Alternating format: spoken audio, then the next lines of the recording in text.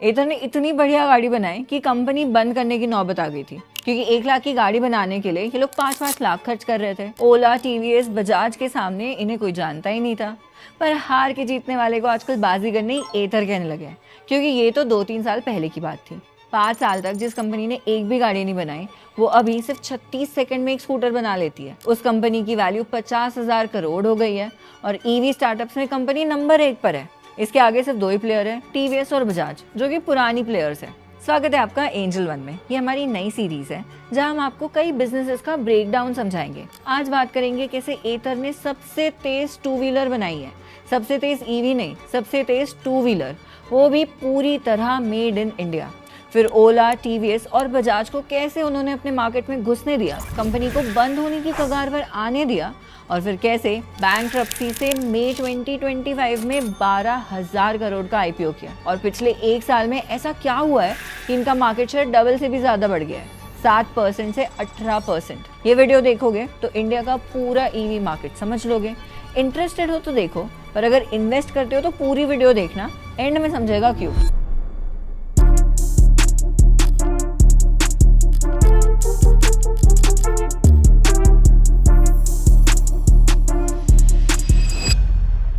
पहले मैं आपको बता दूं कि इंडिया का 2 व्हीलर मार्केट कैसा है। 2020 में कोई ईवी नहीं चलाता था। 2025 आते आते हम दुनिया का दूसरा सबसे बड़ा ईवी मार्केट बन गए। हम लोग हर साल 2 करोड़ से ज्यादा 2 व्हीलर्स बेचते हैं।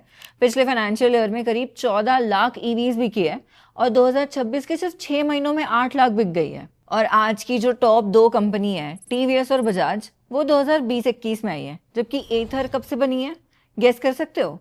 2013 से। आईआईटी मद्रास से आई है एथर एनर्जी। संयोग की बात यह है कि इंडिया की पहली ईवी भी साउथ इंडिया में ही बनी थी। 1993 में लव बर्ड बनी थी और ये बहुत ही क्यूट थी। आईआईटी मद्रास के दोनों स्टूडेंट्स थे, स्वप्निल जैन और तरुण मेहता।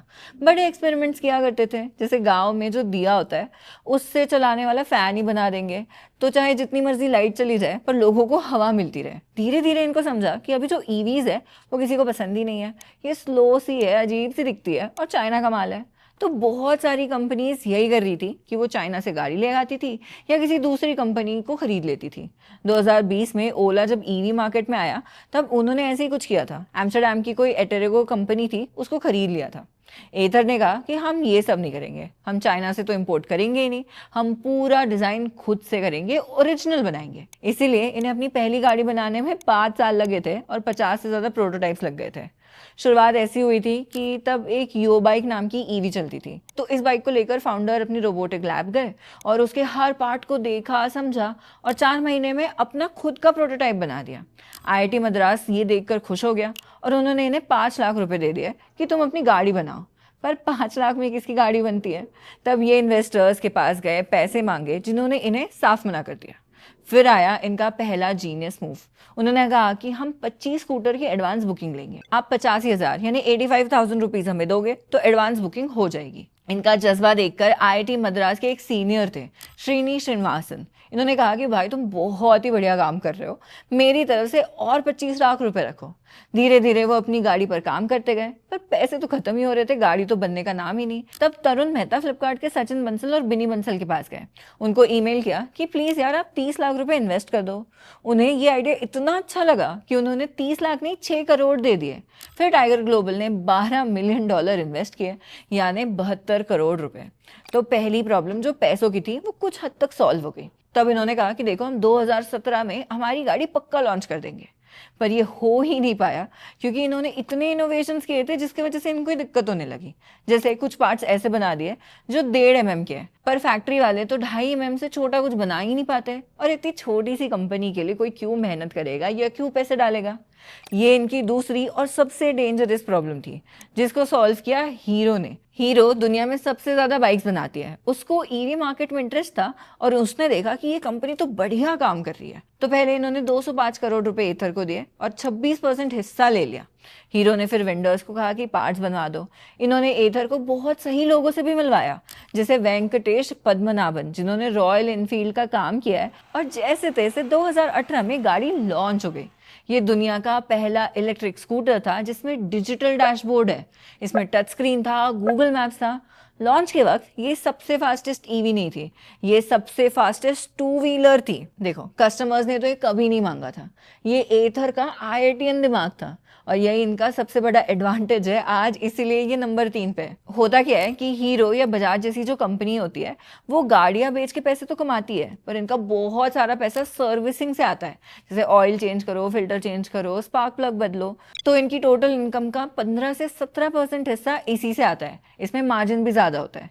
लेकिन ईवी में तो ये नहीं हो सकता, क्योंकि ईवी में इंजन ही नहीं है और रिप्लेस करने वाले पार्ट्स कम होता है। तो तरुण के हिसाब से जब कोई ईवी सर्विसिंग के लिए जाती है तो पेट्रोल की गाड़ी के मुकाबले सिर्फ 1/3 या 1/3 रेवेन्यू देती है। एथर ने इस प्रॉब्लम को पहले ही आइडेंटिफाई कर लिया और इसलिए इन्होंने सिर्फ हार्डवेयर नहीं बनाया, सॉफ्टवेयर भी बनाया। इसी स्ट्रैटेजी की वजह से आज ये इतनी तेज भाग रही है कि नंबर 2 पे कभी भी पहुंच सकती है। अगर आपको एथर के बिजनेस मॉडल को समझना है तो ये समझो कि ये एक टेक्नोलॉजी की कंपनी है, बिल्कुल टेस्ला की तरह। इलॉन मस्क ने आगे कहा था कि देखो टेस्ला टेक्नोलॉजी बेचती है और साथ में गाड़ियां बेचती है। 2018 में ये जो डैशबोर्ड बना था ये एथर स्टैक की तैयारी थी, ऐसा ही समझो। एथर स्टैक फिर 2023 में लॉन्च हुआ 14 से 20 हजार रुपए में। एथर स्टैक क्या करता है, आपको क्रूज कंट्रोल देता है, राइड में असिस्टेंस देता है कि नेविगेशन ऐसे हो, गाने सुनने या कॉल के फीचर्स बताता है। स्कूटर इसके बिना भी एकदम परफेक्ट चलता है, फिर भी 91% बायर्स इसे खरीदते हैं, यानी 10 में से 9 लोग एक्स्ट्रा पैसे देकर ये सॉफ्टवेयर खरीद रहे हैं। यही कंपनी का रेवेन्यू बढ़ाता है। टेस्ला भी ऐसे ही पैसे कमाता है,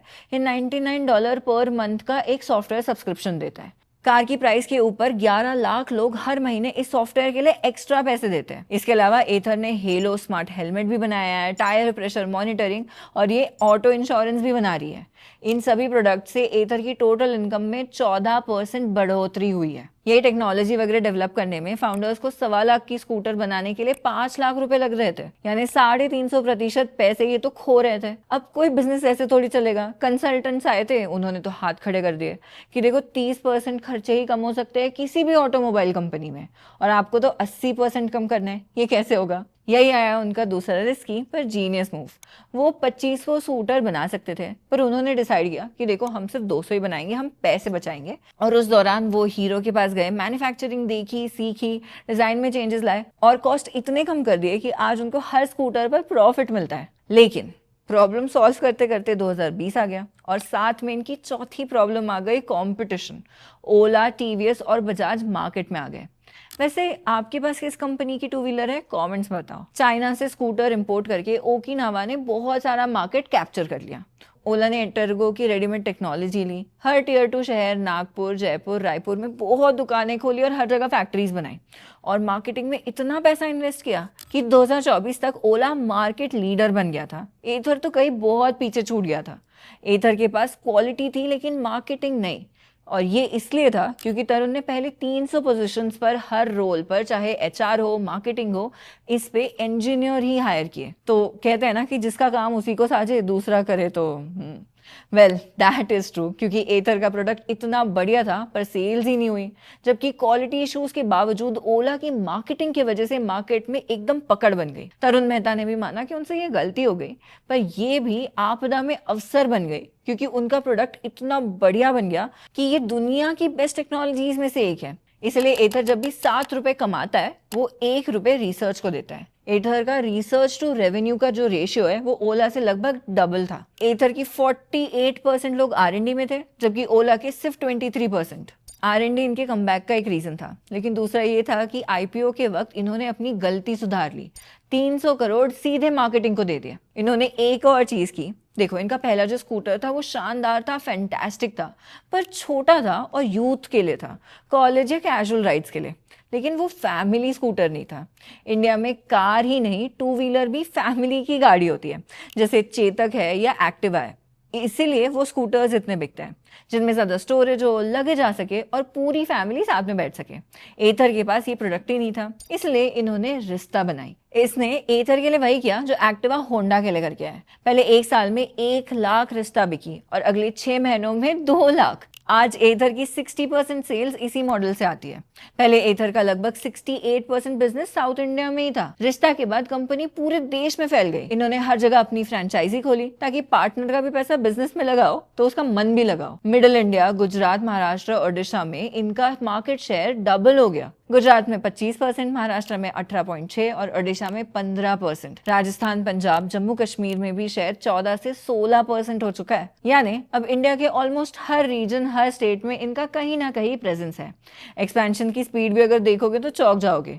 2024 में एथर के 280 स्टोर थे। वीडियो बनाते बनाते इनके 600 से ज्यादा स्टोर बन गए और अब एथर ईवी मोटरसाइकिल भी बनाएगा। देखो 2024 में मोटरसाइकिल्स में इलेक्ट्रिक मोटरसाइकिल सिर्फ 1% ही थी, लेकिन इंडिया के टोटल टू व्हीलर मार्केट में 60% बाइक ही बिकती है। यानी एथर अब एक बहुत बड़े ऑलमोस्ट अनटच्ड ईवी मार्केट में एंटर करने वाला है।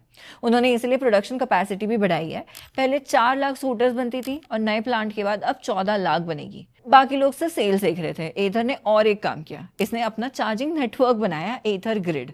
इसका प्रोप्राइटरी यानी खुद का डिजाइन किया कनेक्टर अब इंडिया का LECCS स्टैंडर्ड है। फाउंडर्स कहते हैं कि जापान की मेट्रो लोगों को सिर्फ इसलिए नहीं पसंद क्योंकि उसकी टेक्नोलॉजी बेस्ट है, वो इसलिए भी पसंद है क्योंकि स्क्रू से लेकर हर छोटी बड़ी चीज हाई क्वालिटी होती है।